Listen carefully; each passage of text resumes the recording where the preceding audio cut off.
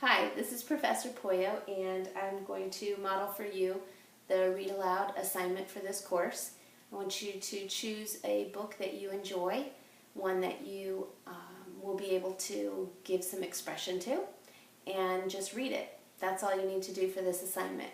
Now, in the classroom, when you perform a read aloud, though, there's other things that you would do in addition to reading the book. For instance, you'd start off by just asking your students whether or not they can even see the book from where they're sitting. That's really important. You might also ask a question to get them engaged in whatever the book is that you're going to start reading. You may also ask questions during the reading and after.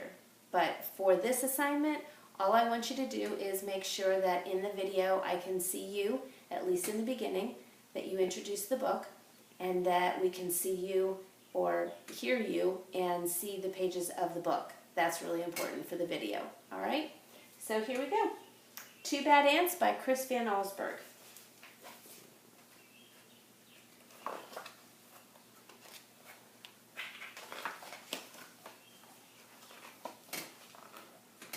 The news traveled swiftly through the tunnels of the ant world. A scout had returned with a remarkable discovery, a beautiful, sparkling crystal. When the scout presented the crystal to the ant queen, she took a small bite and then quickly ate the entire thing. She deemed it the most delicious food she had ever tasted. Nothing could make her happier than to have more, much more. The ants understood.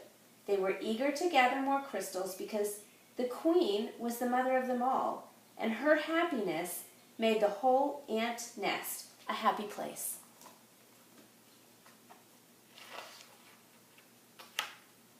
Okay.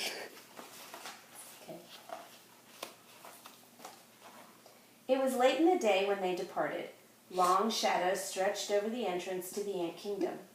One by one, the insects climbed out, following the scout, who had made it clear there were many crystals where the first had been found, but the journey was long and dangerous. They marched into the woods that surrounded their underground home. Dusk turned to twilight, twilight to night. The path they followed twisted and turned, every bend leading them deeper and deeper into the dark forest.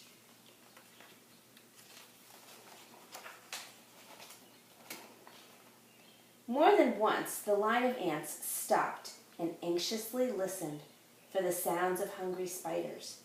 But all they heard was the call of crickets echoing through the woods like distant thunder.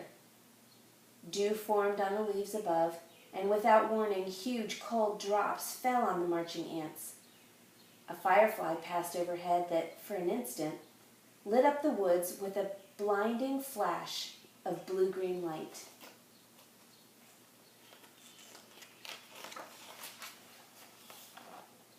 At the edge of the forest stood a mountain. The ants looked up and could not even see its peak. It seemed to reach right to the heavens. But they did not stop. Up the side they climbed, higher and higher. The wind whistled through the cracks of the mountain's face. The ants could feel its force bending their delicate antennae. Their legs grew weak as they struggled upward. At last they reached a ledge and crawled through a narrow tunnel. Do you know where they are?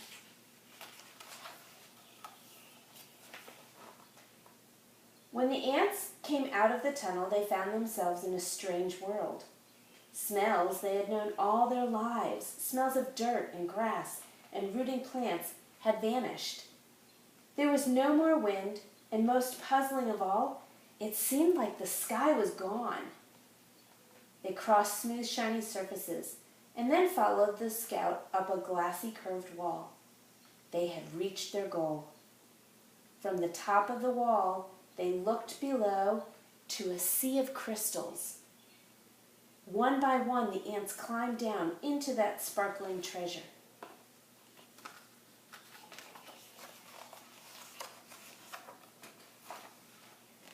Quickly, they each chose a crystal and then turned to start the journey home. There was something about this unnatural place that made the ants nervous. In fact, they left in such a hurry that none of them even noticed the two small ants who stayed behind. "Why go back?" one asked the other. "This place may not feel like home, but look at all these crystals." "You're right," said the other. "We can stay here and eat this tasty treasure every day forever."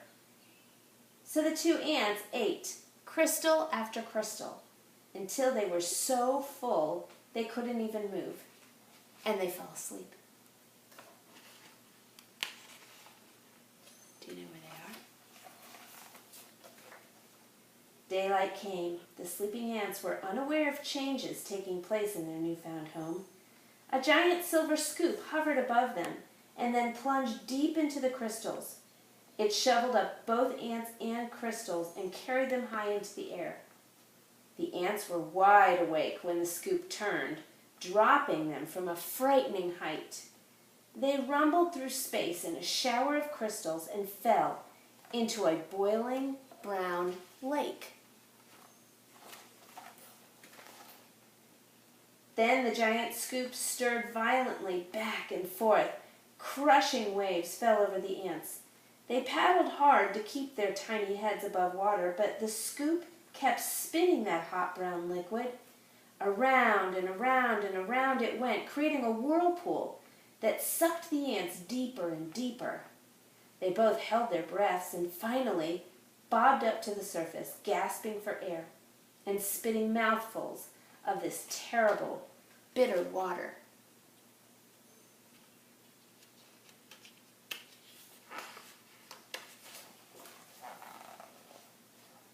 Then the lake tilted and began to empty into a cave. The ants could hear the rushing water and felt themselves pulled toward the pitch-black hole. Suddenly, the cave disappeared, and the lake became calm. The ants swam to the shore and found that the lake had steep sides. They hurried down the walls that held back the lake, and the frightened insects looked for a place to hide, worried that the giant scoop might shovel them up again. Close by, they found a huge round disc with holes that could neatly hide them.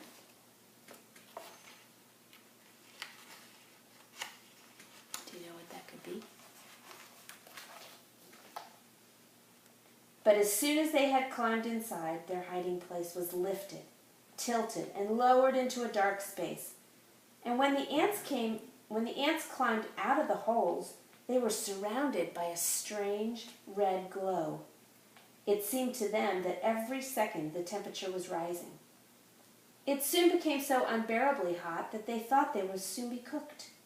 But suddenly, the disc they were standing on rocketed upward, and the two hot ants went flying through the air.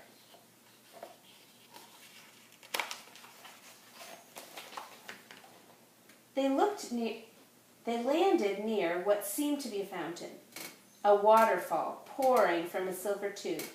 Both ants had a powerful thirst and longed to dip their feverish heads into the refreshing water. They quickly climbed along the tube. As they got closer to the rushing water, the ants felt a cool spray. They tightly gripped the shiny surface of the fountain and slowly leaned their heads into the falling stream. But the force of the water was much too strong.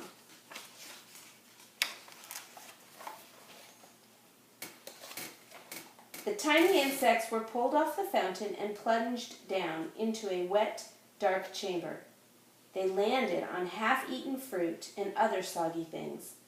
Suddenly the air was filled with a loud, frightening sound. The chamber began to spin. Do you know where they are? The ants were caught in a whirling storm of shredded food and stinging rain. And then just as quickly as it had started, the noise and spinning stopped. Bruised and dizzy, the ants climbed out of the chamber.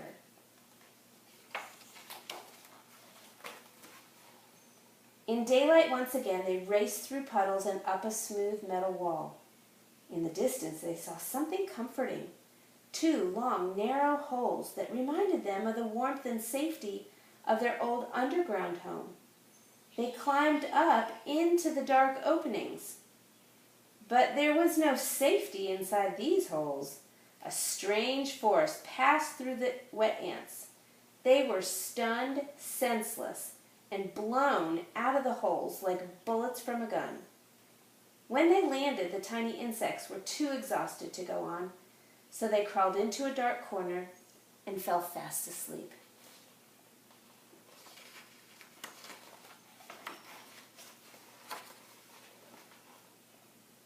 Night had returned when the battered ants awoke to a familiar sound, the footsteps of their fellow insects returning for more crystals. The 2 ants slipped quietly to the end of the line. They climbed the glassy wall and once again stood amid the treasure. But this time, they each chose a single crystal and followed their friends home. Standing at the edge of their ant hole, the 2 ants listened to the joyful sounds that came from below. They knew how grateful their mother queen would be when they gave her their crystals. And at that moment, the 2 ants felt happier than they'd ever felt before. This was their home. This was their family. And this was where they were meant to be.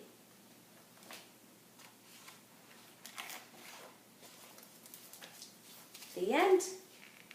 Thank you.